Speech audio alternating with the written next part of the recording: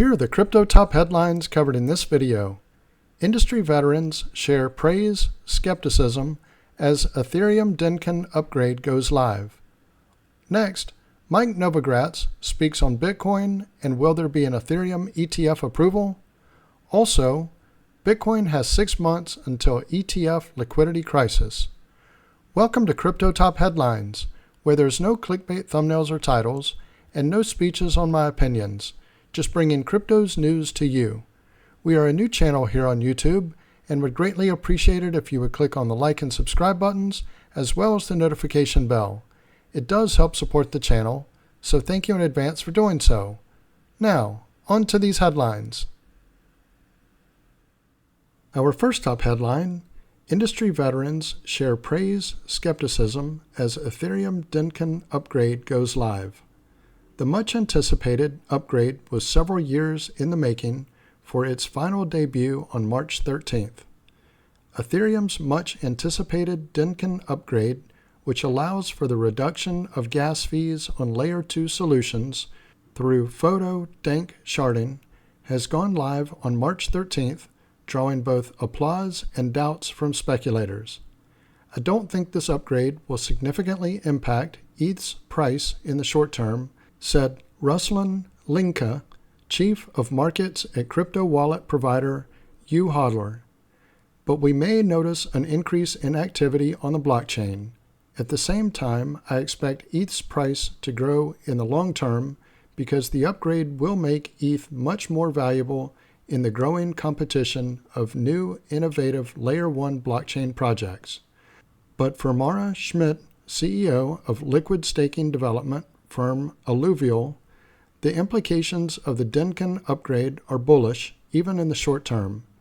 In light of Bitcoin's recent institutional surge enabled by recent ETF spot market approvals and total value locked in Ethereum's DeFi ecosystem, close to scratching the $100 billion mark, this scalability-focused upgrade is much anticipated, said Schmidt, adding, Ethereum has faced scalability issues that have acted as a blocker to mainstream adoption and accommodating the growing number of users and transactions.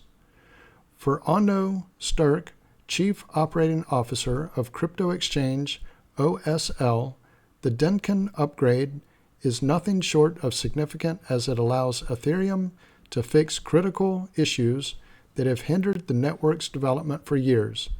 The digital asset space, while revolutionary, has been marred by issues of high transaction fees and limited scalability, said Sturck.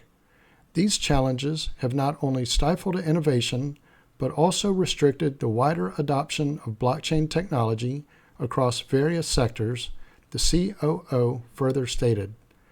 At its core, the Dencun upgrade is centered around proto-dank sharding, an innovative approach aimed at drastically reducing transaction fees while simultaneously increasing the network's processing speed.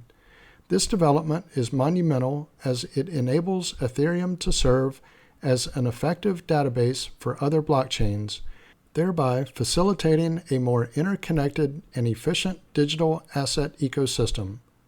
Over the past year, Ether has returned 141% due to a combination of Dencun upgrade optimism, speculation on the approval of spot Ether exchange-traded funds, and a broader crypto market recovery, although the asset has somewhat underperformed Bitcoin's 198% return during the same period. Although crypto enthusiasts are anticipating a favorable decision on Ether ETFs by the U.S. Securities and Exchange Commission in May, not all share the sentiment. From my viewpoint, the SEC will use any excuse to postpone the decision, wrote Linka, which is why I am not expecting approvals this spring.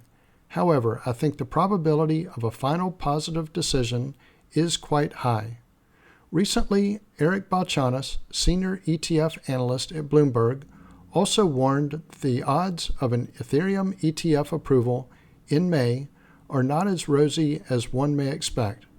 Meanwhile, Alluvial's Mara Schmidt emphasized that in order for Ethereum to reach meaningful adoption, institutional adoption, widespread accessibility, and clear regulatory frameworks are all necessary factors. The success of Ethereum relies on the active participation of its community members, and I'd encourage everyone, whether you are a developer, user, or investor, to continue contributing your expertise and perspective to help shape the future of Ethereum, she stated. Let me pause here for a moment. If you're getting value out of this video, please click on the like and subscribe buttons as well as the notification bell. Our next top headline is Michael Novogratz speaking on CNBC on March 13th about Bitcoin and possibilities of Ethereum ETF.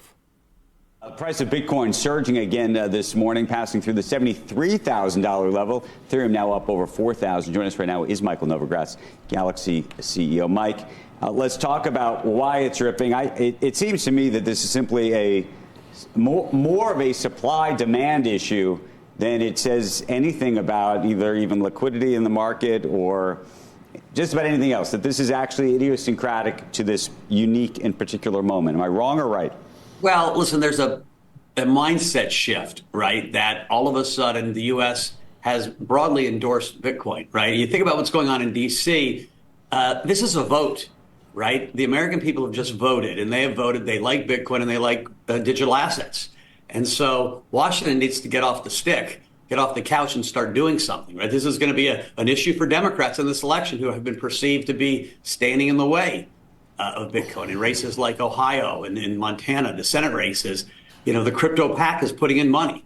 And so I think that's what you're seeing. You're seeing baby boomers get their first shot, right, through the RIA channel. Like there's $80 billion or $80 trillion of baby boomer wealth, and they're putting a small amount in. And Bitcoiners don't like to sell. Like they often think of their net worth and how many coins they have, not how many dollars they have. That doesn't explain gold, Mike.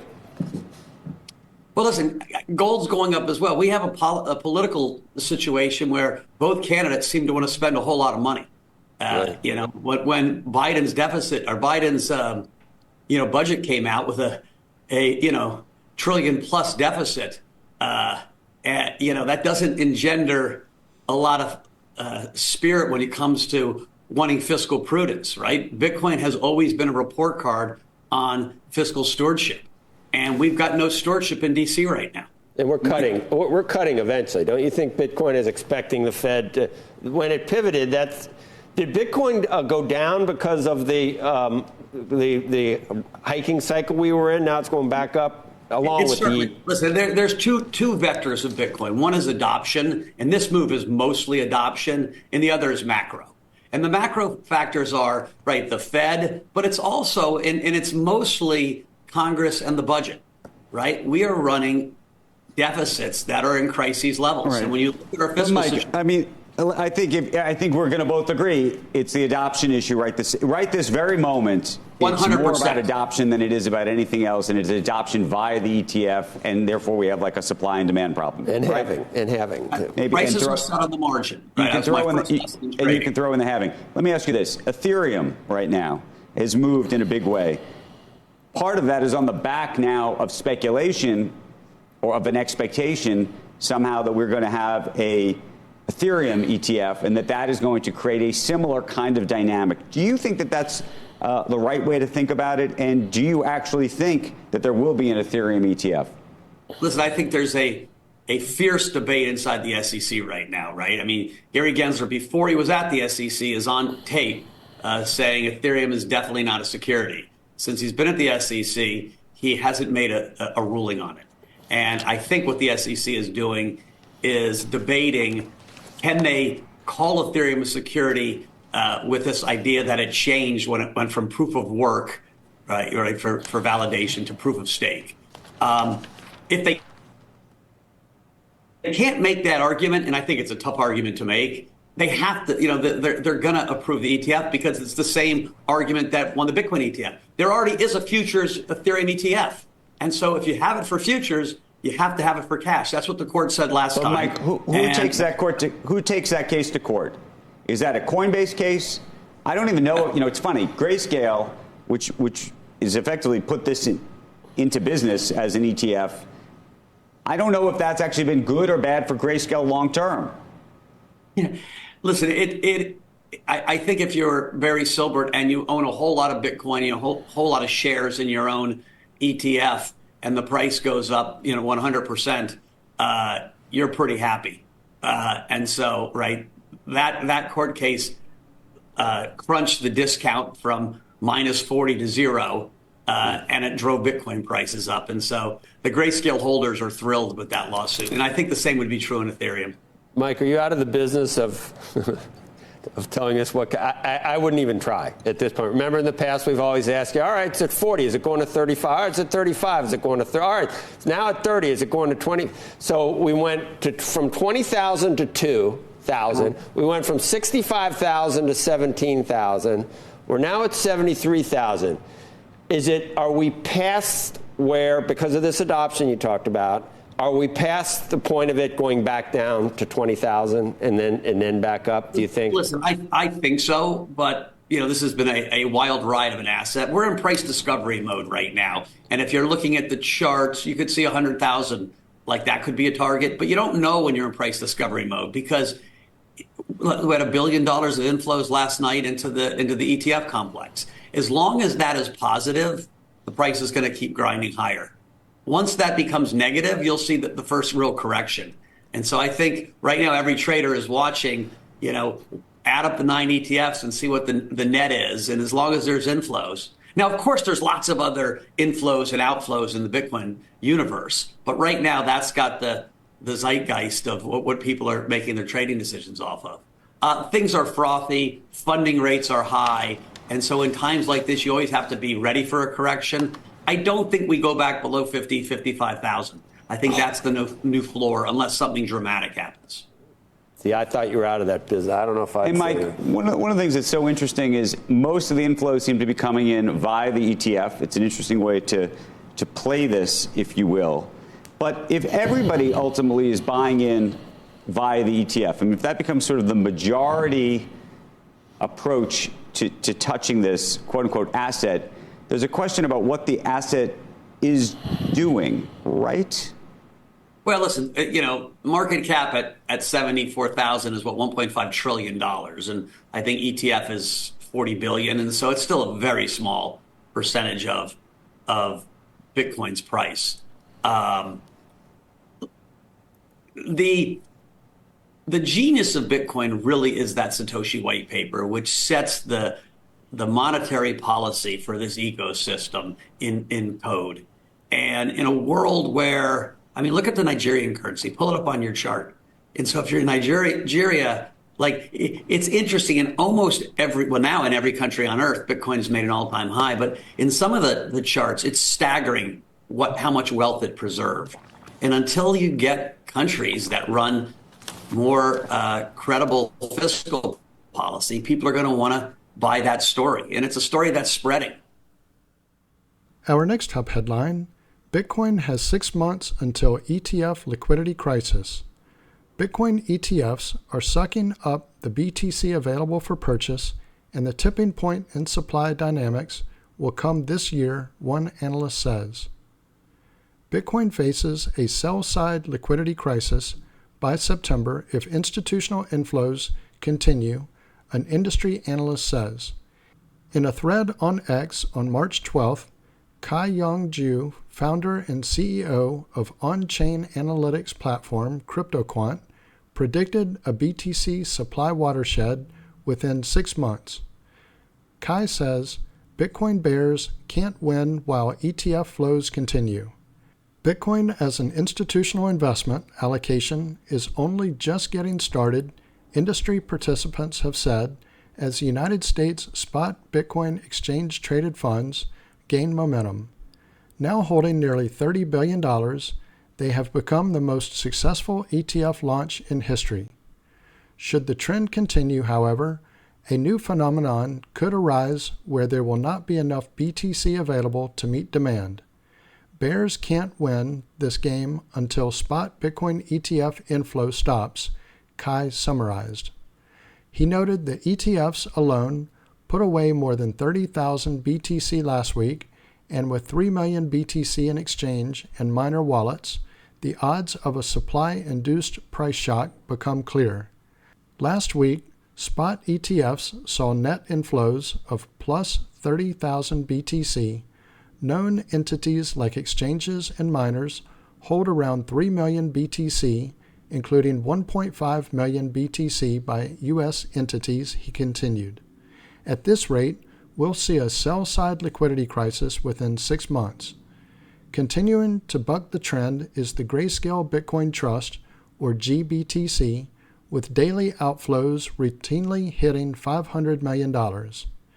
Given BTC price gains since the ETF launch in January, popular commentator Whale Panda notes the dollar value of GBTC's diminished BTC holdings has, in fact, barely declined. GBTC being a little bitch again with $494 million outflows. Thanks, Barry. They're now setting below 400,000 Bitcoin, he wrote in part of an X post referring to Barry Silbert, former CEO and Grayscale parent firm, Digital Currency Group. The problem is that with the price going up and their massive outflows, their holdings in dollar are still the same as where we started at. 1.4 million BTC to go. When the tipping point from BTC demand comes, Kai forecasts the BTC price impact may be beyond market expectations. Once a sell-side liquidity crisis happens, its next cyclical top may exceed our expectations due to limited sell-side liquidity and thin order book, he concluded. Kai showed an ongoing broad uptrend in BTC held by so-called accumulation addresses, wallets with only inbound transactions, with this still needing to double before the crisis sets in. As Cointelegraph reported, accumulation address holdings have recently started cooling off as Bitcoin hits new all-time highs. So this concludes our top headlines. If you haven't already done so, don't forget to click on the like and subscribe buttons, as well as the notification bell. Also, leave your thoughts in the comments and share this video with your friends and family. Thank you all for watching Crypto Top Headlines, bringing crypto's news to you.